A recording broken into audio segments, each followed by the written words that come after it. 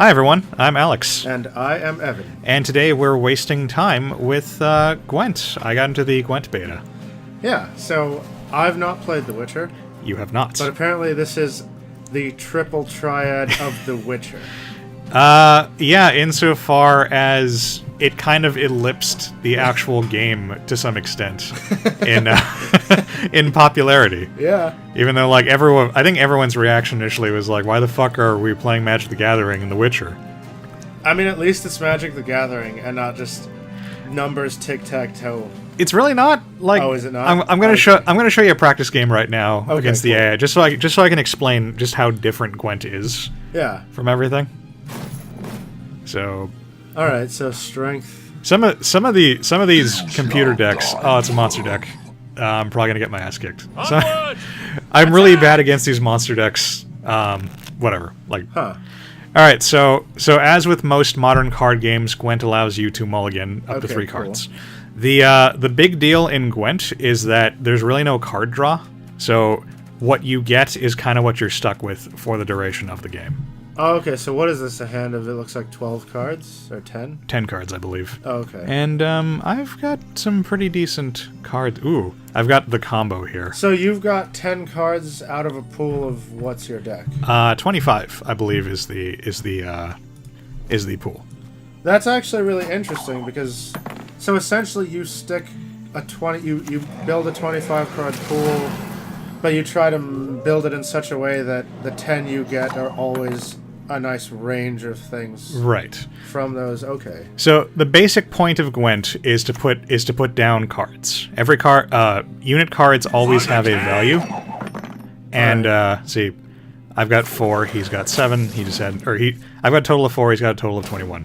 The point of Gwent is to have more points on the field than your opponent at the end of a round. Gwent is played over the course of 3 rounds. You have to play something every turn. If you ever have to pass for whatever reason, that's it. You can't take any more turns for that round. Huh. And your opponent has free reign to do whatever they want until they decide to pass. Okay. So you basically have to, and then whoever wins 2 rounds out of 3 is the winner. So Gwent is about, a lot of it's about bluffing and reading your opponent, being able to figure out like how far you can keep going before you need to stop. Because if you spend too much in the early part of the game, you won't have any fuel for the second part of the game. So every card has a value that isn't quite an attack value. It's just sort of an arbitrary value. It's like an attack value. In fact, you can remove a card from the game if you reduce its value to 2. Oh, because you use your value to. Yeah. Okay, neat. Oh, this is gonna be fun. Why 2 specifically and not 0? If you reduce it to 0. Oh, 2. I reduced him by 2 because I have this ballista card, which removes 2 strength. So I'm noticing you've got an artillery line, an ranged line, and sort of a melee line here. This matters because see how there's this like goofy like effect in the middle panel? Fog of war or whatever? Yeah, this woodland spirit here also throws out a fog effect, which reduces the attack stat of anyone in this row. So if I had been playing a lot of ranged attack guys, then I would have been boned. Oh, they'd be ineffective. Yeah. Oh, okay. Neat. And so basically, yeah, the basic strategy of the game is to try and play more stuff than your opponent, get more points on the board than your opponent, without overplaying your hand. So I noticed that you attacked him, but he's not attacked you just yet. Well, there's no actual attacking in Gwent. It's just putting stuff down until one person concedes.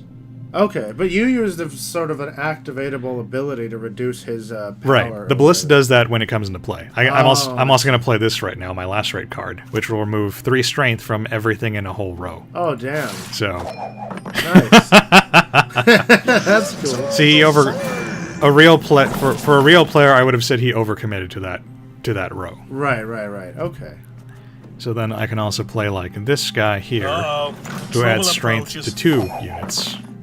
Oh, to what? He's 1 unit. There's another guy. I see that we've got the he's Shadowverse level of card voice acting. Yeah, going on here. This guy's also swarming me like really hard. That's what monsters do. Okay. So I'm probably going to end up conceding this round, but I've got a cool combo in my hand I can pull off. Okay. So I'm going to use this swallow potion to buff my Whoa, ballista you there. doubled it. Yeah, that added 8 to it.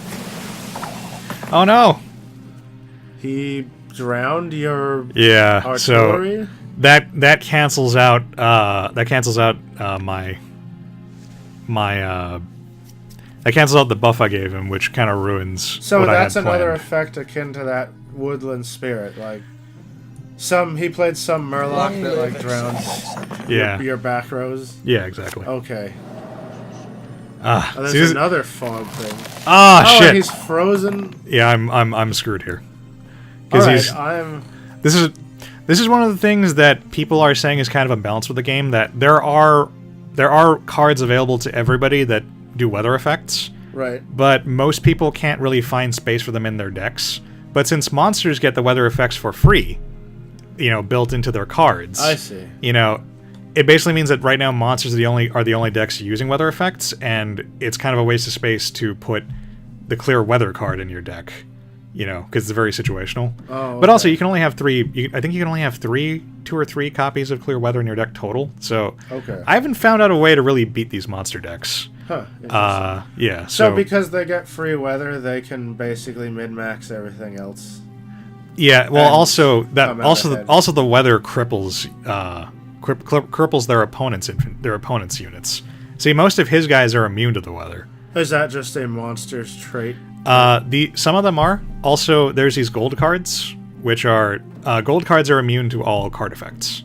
Oh, wow. So, like, I have my own gold card here. Oh, but he's got 2 of them, Right. so he isn't frozen. So I'm going to try to make the best of a bad situation by playing Adrenaline Rush on my gold card. Oh no, I can't do that, because he's immune to the effect. Well, shit.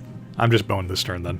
Like, there's no point in playing anything else Okay. on my side, because he's got such a huge advantage, and all my stats are crippled. Okay. So you just take turns playing, but it's not one card at a time, because I've seen It is him one. put down well, like 3 guys at once. It is one card at a time, but monsters and Skull Tail, one of the other factions, they have the muster ability. I think it's still called that. Okay. Which lets you pull other cards out of your decks, Oh, wow. out of your deck to get stuff out faster. Alright, so he started off pretty strong. Yeah. Well, he activated his hero ability. Oh, there's hero powers. Yeah, this particular hero lets you play this guy's card, which Oh, is okay. it's a 10 strength card. It's very powerful. So I'm in a bad place here. So I can do this. My studies Try to get a are little more footing back. important than this. Okay, so that's like a comes into play effect. Yeah. God damn it. I hate these monster decks so much. So he didn't play? I didn't see anything else hit the field. How did that weather happen? He played the impenetrable fog Oh, card. it's like a spell. So that's just a straight up weather card. Everybody has access to these, but like I said, nobody really plays them because they also impact your units. Right. But since monster units tend to be immune to weather Yeah. types, they can afford to So play. if you were going to use that card for, let's say, you'd have to say, I'm not going to use any of the archery sweat guys like in a my swine deck in because that I'm going to nullify that row with my weather. Right, exactly. Okay. And it's just easier to not have to play around that. I see. So Aye, I've pretty sir. much lost this game. There is no escape. Well, it seems to... I mean, not knowing what's... From the outside looking in here, it seems this game goes by pretty quick. Well, that's one of the nice things about Gwent, that yes, Gwent What do you games want? are very quick.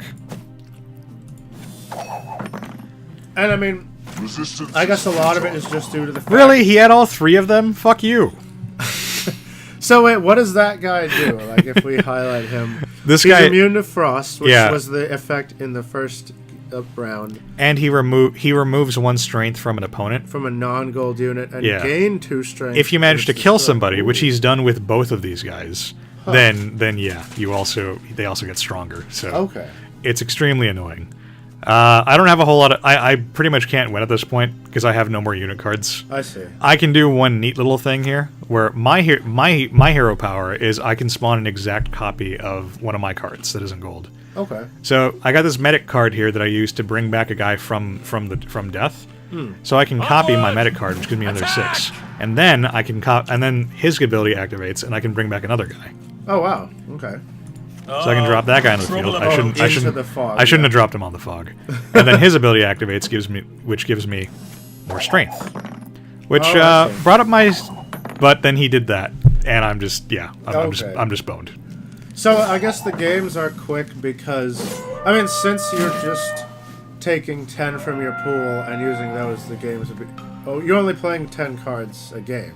Well, you draw 2 cards when you go into round 2, and you Oh. draw 1 card when you go into round 3. Aside from that, there's really no card draw in Gwent. Northern Realms and Nilfgaard have access to spy cards. This is going off knowledge based on the Gwent game from Witcher 3. I know they've changed a lot, but Right. as of that version at least, they were the 2 factions that had lots of spy cards. And spy cards let you give your opponent a card, but then you also get to draw 2 cards. Oh, that's cool. In this game, they've changed that because it got ridiculous in Witcher 3, and you could, like, my Northern Realm deck in Witcher 3, I would literally draw my entire deck because I Oh. had so many spies. I see. Now they've changed it so you get to look at you draw 2 cards from your deck. You get to look, one goes face up, one goes face down, and you can pick one of them to go into your hand. Okay. So it's still card draw. I like that his name is the Turing Machine. Yeah, that's what the AI is Like, called. that's cool. So that was a bad game to show, but I just wanted to give you an idea of how Gwent is played. Right, okay. So I've got 15 kegs. Those are boosters. Next video we'll open up those, and then we'll probably do one more where I just play like a rando or something.